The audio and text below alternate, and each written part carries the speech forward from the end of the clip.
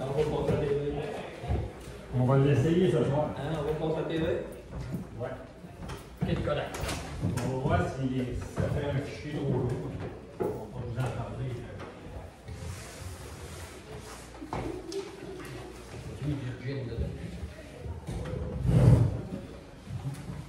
Bon, on va entendre les bruits. Ah, ouais.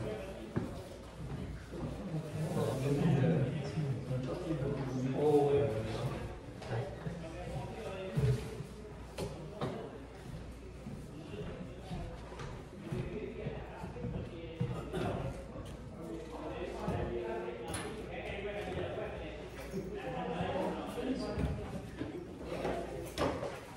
Fait que vous êtes filmé, pour ça, je vais utiliser le micro, ça va être plus facile. Sinon, le son ne sera pas suffisamment fort. Puis, la période de questions, ben là, on va utiliser le micro pour s'assurer que la question est bien entendue. On va vous dire davantage si c'est pas bien comme projet.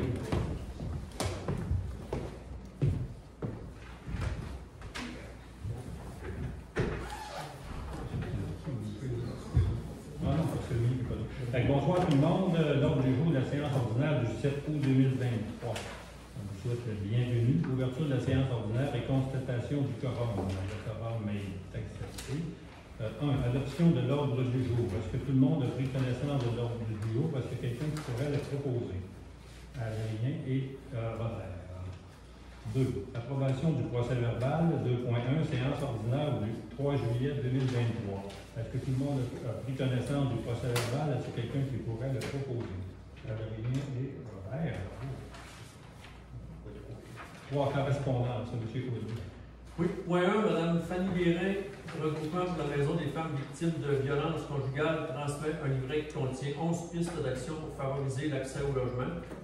Point 2, Mme Stéphanie Hudon, service des affaires juridiques et du greffe pour la ville de Saguenay, transmet le projet de règlement ARP 259 et les règlements 2023-49 et 2023-60. Point 4, point 3, la Régie des alcools, des courses et des jeux informe qu'une demande de permis de production artisanale de vin, de petits fruits ou de rhubarbe, incluant la vente pour consommation sur place sur une terrasse au 154 rang Sainte-Marie, a été déposée. Point 4, Mme Rachel Perron et M. Gaétan Lapointe du 236 rang Saint-Louis signalent un problème d'éclairage au secteur du rang Saint-Louis entre le rang Sainte-Marie et Saint-Onge et demandent l'installation de lampadaires dans ce secteur. Ça va être analysé. On a quelques-uns à installer cet automne. Point 5, le ministère de l'Environnement, de la lutte et contre les changements climatiques, de la faune et des parcs transmet une lettre ayant pour objet refuge faunique, batture de Saint-Fulgence, avis concernant la présence d'une plantation d'arbres. Point 6, Mme Katia Coty, sous-ministre associée au ministère de la Sécurité publique, transmet un document intitulé Inspection et vérification en sécurité incendie 2023-2024. Point 7, Mme Isabelle Rivard du 130 au Saguenay. Mme Isabelle Savard explique qu'il y a eu un coup de pression d'eau le 9 mai dernier, occasionnant un bris au régulateur de pression. Par ce fait, elle transmet une facture au montant de 493,11 représentant les coûts engendrés par le plombier. Elle demande un remboursement, ça va être remboursé. On est responsable, il y avait déjà un régulateur.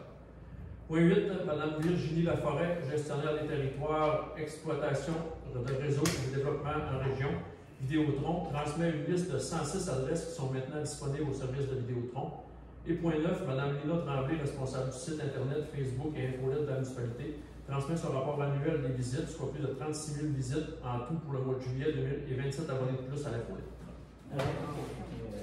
Oui. Vidéotron, oui. 106 adresses. Là. Oui. Les travaux qui ont fait, c'est derrière, c'est ce qu'ils ont fait. Je pourrais te donner toute la liste des adresses. C'est l'installation de la fibre optique. C'est bon, je te donnerai le choix. Il y en a un qui m'a téléphoné, mais là, je ne touchais pas au courant. C'est bon, je te donnerai la liste des adresses. OK. 4. Aide aux organismes. Pas de demande. Pas de demande. 5. Affaires diverses. 5.1. Acquisition du muret du cimetière. Autorisation de signature, M. Woodley. Oui, c'est qu'on a demandé à Fabrique de nous céder le muret du cimetière parce que c'est cité patrimoniale, ça va être admissible à des subventions si la municipalité est propriétaire. La Fabrique a accepté en 2022, on a une résolution de la Fabrique. On a mandaté un arpenteur pour faire une description technique. On est maintenant rendu au contrôle notarié, c'est pour nous autoriser, la mère et moi, à signer le contrat pour qu'on devienne propriétaire pour pouvoir effectuer les travaux. Proposant Robert, secondé par Sophie. 5.2, brigadière, augmentation salariale. Monsieur Wood.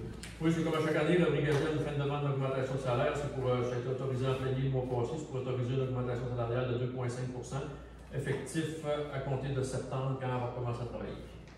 Proposé, Adrien, secondé par Henri Paul. 5.3, programme d'aide à la voirie locale, dépôt de projet. Monsieur Wood. Oui, c'est que les dates pour déposer au PORL sont ouvertes à partir d'aujourd'hui. C'est le même projet qu'on n'a pas eu l'an passé sur les rangs Saint-Joseph et Sainte-Marie. Il faut faire le processus complet là, pour déposer. Ça avait été refusé l'an passé, fait qu'on demande le même programme pour faire les travaux l'an prochain. Proposeur, Martin, secondé par Robert. 5.4, soutien à la vitalisation et la coopération intermunicipale, partie 2, Fonds région et ruralité, volet 4, dépôt d'un projet. Monsieur Wood. Oui, c'est que la MRC du Fjord va déposer pour toutes les municipalités qui ont des services incendies. Pour avoir une ressource, parce qu'on va être obligé d'effectuer les recherches et causes des incendies prochainement, c'est pour avoir une ressource disponible pour tout le monde. C'est un montant maximal de 250 000 de subventions sur 5 ans qui est demandé. C'est dans le programme du volet 4, là, il y a quand même beaucoup de projets qui ont été acceptés dans ce volet-là, puis ça prend une résolution pour autoriser la MRC à déposer pour ça. Est-ce que ça a été discuté après 5 ans? Non, pas pour celle-là. OK, d'accord. Proposeur, Robert, secondé par Henri Paul. 5.5, programme de la taxe sur l'essence et de la contribution du Québec, TEC, demande. Monsieur Wood. Oui, c'est qu'il nous reste un montant de 103 000 à investir dans la taxe d'essence. Normalement, ça se terminait le 31 décembre 2023. Il y a eu plusieurs demandes, fait que la date est reportée au 31 décembre 2024. Il nous reste la dernière côte là, du chemin de Pointe-au-Pin qui est assez difficile pour les gros véhicules. Avec cet argent-là, on asphalterait cette côte-là pour régler le problème là, des VR et des roulottes à Pointe-au-Pin. Ça prend une résolution pour déposer à voirie locale. Les travaux se feraient seulement l'an prochain après les gros travaux de Cap-Joseph. Proposeur. Est-ce que si on dépose pour Cap-Joseph, on peut-tu reporter pour un autre an le montant de 103 000? Non, ça va être avant le 31 décembre 2024. Ouais. C'était déjà, la texte c'était 19-23. Déjà que c'était normalement final au 31 décembre 2023. Ouais. Il y a plusieurs municipalités qui n'avaient pas fait le travaux, ils ont demandé un report. On a eu une lettre de la ministre il y a une couple de semaines qui reportait ça au 31 décembre 2024. Mais il va falloir que les travaux soient réalisés le 31 décembre 2024. Proposeur, Robert, secondé par Henri Paul.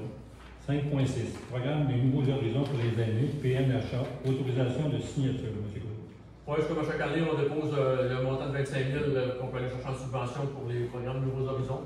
C'est un programme que Fabienne va monter pour améliorer le jeu de pétanque, mettre des bancs plus confortables, puis peut-être un jeu de plus. Il y a plusieurs le projet va être déposé pour aller chercher une subvention de 25 000. Proposeur, Adrien, et secondé par Sophie. 6, règlement. 6.1, règlement 2023-07, mandatant le comité consultatif d'urbanisme CCU pour agir en tant que conseil local du patrimoine CPL. 6.1.1, adoption par résolution. Monsieur Wood. Oui, c'est juste pour adopter le projet final. Le mois passé, on a adopté le projet de règlement. C'est pour mandater le CCU pour agir en tant que comité conseil local du patrimoine. Le règlement n'a pas changé, c'est la même chose, c'est les mêmes fonctions que vous avez en tant que membre du CCU pour ce programme-là. On a-tu besoin d'un proposeur? Oui, oui. Proposeur, Henri-Paul Robert. 7, urbanisme. 7.1, dérogation mineure. 7.1, M. Marc Duchesne, lot 6 088-862, 3 chemin du lac Pesard, DN 23-147, M. Blackburn. Monsieur Duchesne veut simplement débâtir un vieux chalet et reconstruire une bâtisseur. C'est pour ça qu'on fait une dérogation. Et la petite dérogation qu'il demande, c'est que le chalet est un petit peu plus gros, puis ça ne rapporte du chemin. Mais ça ne dérange pas, il n'y a aucune voie pour les autres voisins. Le CCU, d'accord? Oui, entièrement d'accord. Parfait. Un proposeur? Martin et Robert. 7.1.2, Madame Cathy Asselin, lot 6 088-830, du 49 chemin du lac Forger, DM 23-148. Monsieur Blackburn. Bon, Madame Asselin, les autres, ils veulent rajouter une hauteur sur leur garage existant parce qu'ils ne veulent pas couper les arbres. Ça a été accepté par le CCU. Ils protègent les arbres aussi. D'accord. Le proposeur? Robert, secondé par Adrien. 7.1.3. M. Frédéric Gagnon, dossier 088747 au 1085 route de Tadoussac, DM 2349. M. Blackburn. M. Gagnon, il veut construire un garage qui va être 1 mètre en avant de sa maison, donc puis carrément en dehors du chemin, il n'est pas obligé de la route. Ça a été accordé par le district aussi. Oui, puis ça augmente la superficie totale des bâtiments secondaires à 195,57 mètres carrés au lieu de 150. Exactement. Ça compte là-dessus aussi, elle porte pas seulement sur le bâtiment. Parfait. Le proposeur. Secondé. Henri-Paul et Robert. 7.1.4. M. Paolo Millard, dossier 088771 du 1336 route de Tadoussac, DM 2350. M. Blackburn. C'est que M. Millard a construit une bâtisse il y a 2 ans, puis là, actuellement, il est dessus du côté du lac Haussmann. Puis il veut se mettre une remise du côté du chemin de la route 172. Il n'y a pas d'accès du côté du lac. Il se rapporte à 2 mètres, à 1 mètre du chemin. Ça a été accordé aussi. C'est une remise de 62 mètres carrés qui est approuvée par le comité aussi. Proposé par Robert, secondé par Martin. 7.1.5. M. Yannick Tremblay, dossier 28NC, 210 chemin du Grand Lac Germain, DM 2351. M. Blackburn. C'est pour élever leur bâtisse complémentaire. Puis c'est le garage qui va être face à la maison, va être un petit peu plus haut qu'à maison. C'est en prévision de changer, de débâtir le chalet et de faire un agrandissement. Vu que la hauteur du garage est un petit peu plus haute que le chalet actuellement, mais ça va être débâti, qui a été accordé par le CCU aussi. Proposé par M. Blackburn, secondé par Henri-Paul. 8. Approbation des comptes. M. Wood. Oui, H. Tremblay et Fils limité, 15 828 et 69, calcium pour les chemins, des outils pour les parcs, du paillis, des ancrages. Association de la Petite Rivière, 471 et 40, règlement d'association de villégiature. Beaulieu, Total Sécurité, 86 et 6, système d'alarme. Béton provincial, 169 et 8, et 6, concassé. Blackburn et Blackburn, 71 et 12, contrat photocopieur. Brassard Bureau, 189 et 24, fourniture de bureau. Brisson Alex, 470, travailleur de castor. Chem Action, 1114 et 11, pièces pour l'eau potable. Construction JR Savard, 19 548 et 23, concassé pour les chemins. Le Cybernaute, 150 et 39, c'est le backup en ligne. Devicom, 107 et 50, réparation d'ordinateur. Dynamique électrique, 19 748 et 55, c'est le deuxième paiement pour l'achat de la génératrice. Électricité Grimard, 832 et 22, c'est une prise de courant à raison de courant 2. Entreprise d'Animaltais, 12 115 et 49, c'est des travaux sur les parcs, étendre le calcium puis réparer les fondations de la maison des jeunes. Entreprise Cyril Tremblay, 3472 et 21, travaux de voirie. Eudore Boivin, 919 et 80, c'est des bases de ciment pour le projet Primada. Eurofilms Environex, 1564 et 24, des tests d'eau. Excavation RER, 6013 et 19, c'est le forage directionnel pour l'entrée d'eau 68 Saint-Joseph. Ferme de lance au foin, 5368 et 76, c'est l'entretien des fossés. Financière Sunlife, 38 et 52, programme d'aide aux employés. Fonds d'information foncière sur le territoire, 50 des habilitations. Formule municipale, 189 et 42, fourniture de bureau. Garage Bergeron Tremblay, 4220 et 33, réparation de camion incendie, achat d'une flèche de signalisation pour le camion. Graphics, 272 et 49, pancarte de signalisation. Groupe Novo SST, 24 et 98, frais de génération pour la mutuelle. Guy Villeneuve Excavation, 13 943 et 60, travaux du Saguenay. Identification sport, 144 et 87, c'est de la broderie pour les vêtements de pompiers. Infopage, 337 et 68, téléphone pompier. Intermec Sport, 1776 et 15, c'est des travaux pour les racks à outils puis pour les employés aux travaux publics pour le réservoir d'eau. Javel Bois-Franc, 427 et 4, du chlore. LCR, vêtements et chaussures, 76 et 64, des vêtements pour les employés.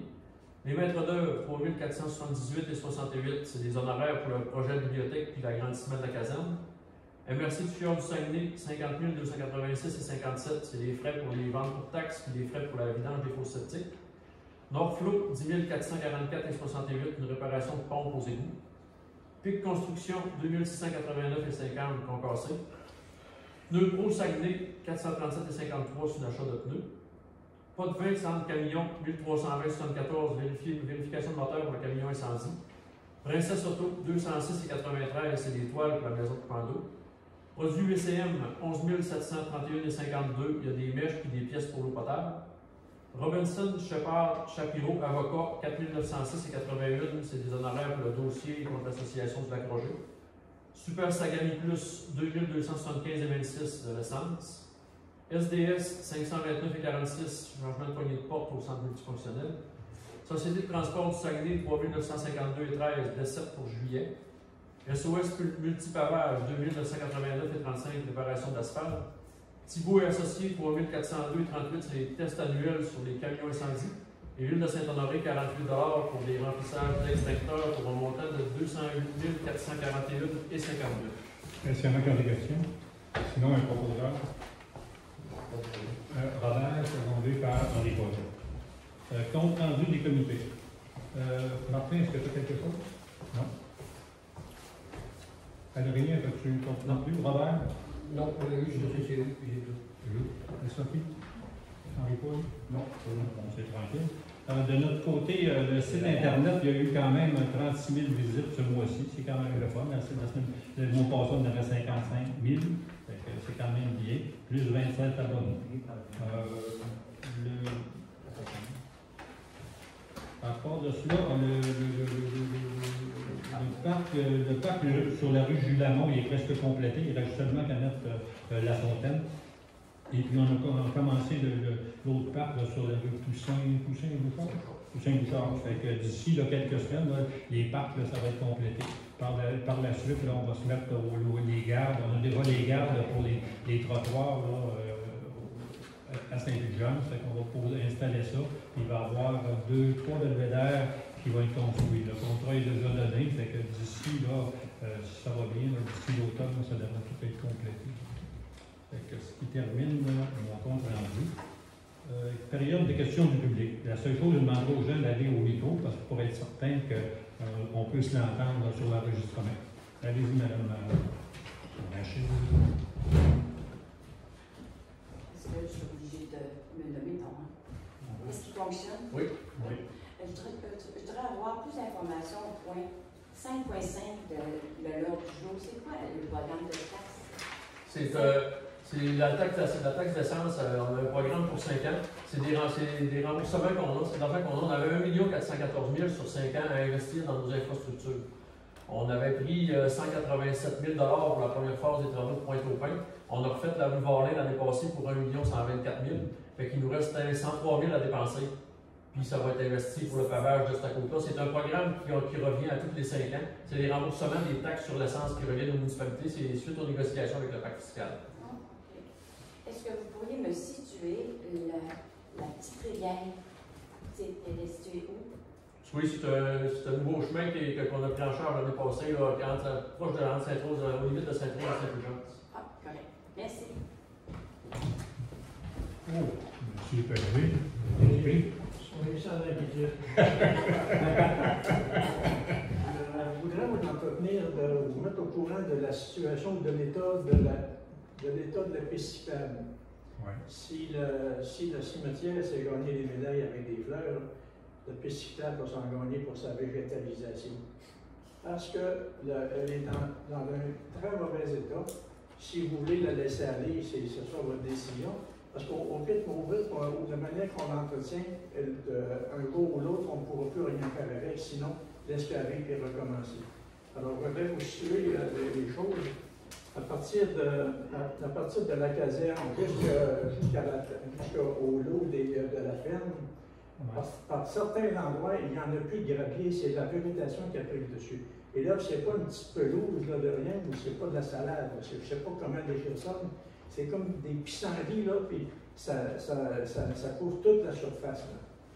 Et plus loin, on est rendu à la glissière de sécurité qui commence chez Benjamin, quartier Benjamin, jusqu'en face de chez moi, ou plus précisément en face de Sumec.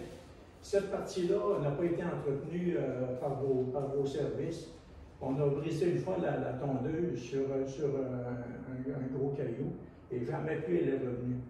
Alors, ce qui pousse là, je ne peux pas vous le décrire, C'est haut comme ça, c'est lourd, ça tombe sur le milieu, c'est accrochant aux vêtements, c'est un peu irritant pour la peau. Je ne dis pas qu'on en est maltraité, mais ça tombe, c'est lourd et c'est haut comme ça. L'année dernière, Marc Fortin en avait fait une partie avec son tracteur à gazon.